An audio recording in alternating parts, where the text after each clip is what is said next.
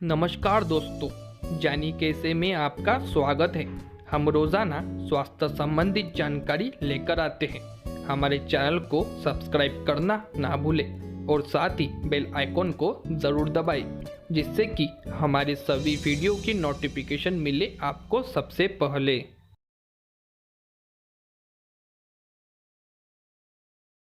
इस समय अगर आप भी गले की खराश या गले के दर्द से परेशान हैं तो हम आपके लिए घरेलू नुस्खे लेकर आए हैं। अपनाएं ये घरेलू नुस्खे। अगर गले में खराश है तो इसके लिए आप 1/4 चम्मच नमक का गर्म पानी में मिलाकर पानी से 3 से 4 बार गरारे करें। ऐसा करने से आपको आराम मिलेगा।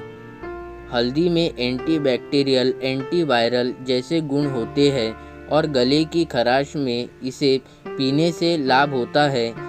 इसी के साथ गले की सूजन भी कम होती है। वहीं सोने से पहले हल्दी वाला दूध पीने से कई फायदे मिलते हैं। हर्बल टी में कई औषधीय गुण होते हैं।